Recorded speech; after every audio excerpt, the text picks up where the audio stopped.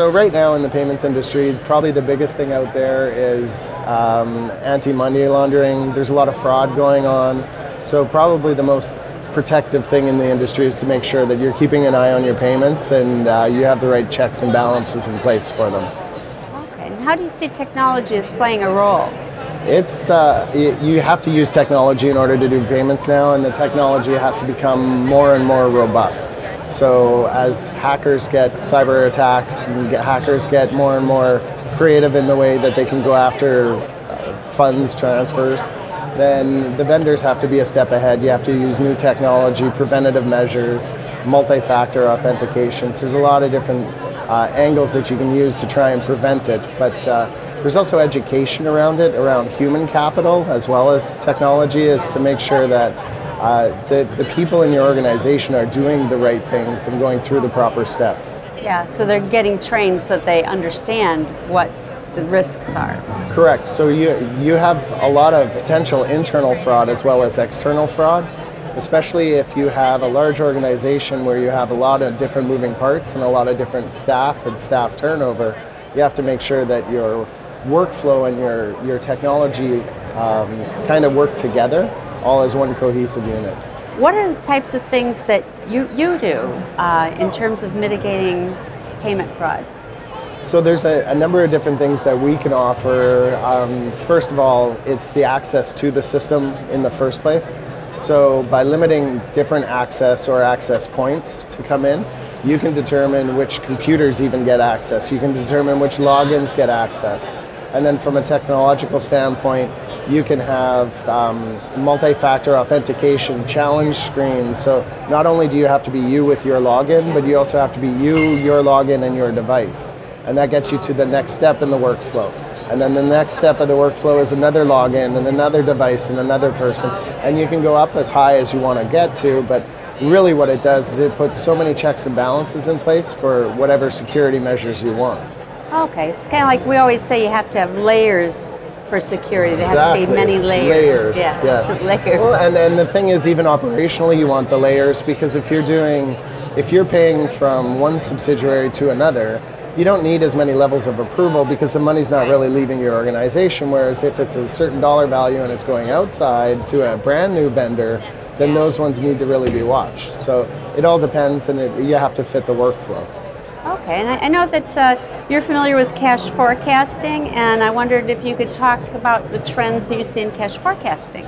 Sure. So probably the biggest thing in cash forecasting right now is there's a reason now, because interest rates are rising. Up until then, people really didn't care about forecasting cash. If they had it and didn't use it, there's nothing for them. So really, probably the biggest trend in cash forecasting is rising interest rates. And at the way things are going, it's looking like interest rates will continue to rise. And so there is kind of a step back again into the want for cash forecasting, to have a better forecast, not only just not to go into overdraft, but to use your money correctly, as opposed to sit on the cash and have it doing nothing for you.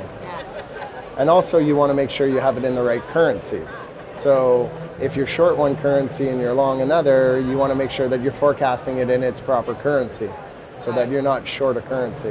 What do you see as the trends in the technology in terms of forecasting? So the first thing you need for forecasting is you need data. So without data, it's useless. So probably the number one thing that technology helps with is centralizing that data. So being able to grab information from your ERP system, AP, AR, payroll, any type of data that is required to do a large cash forecast. So the first thing is data centralization. So how do you get that data? The last thing you want to have to do is rekey it. Right? So what technology can do is it can run system to system. So a big trend right now is APIs, so you can have back-end flows pushing back and forth to the ERP systems, to your treasury technology, and that brings in the data for you. And then the next step to that is, okay, now I have the data, what am I going to do with it? You have to extrapolate the data, you have to be able to shock it, look at it for seasonality.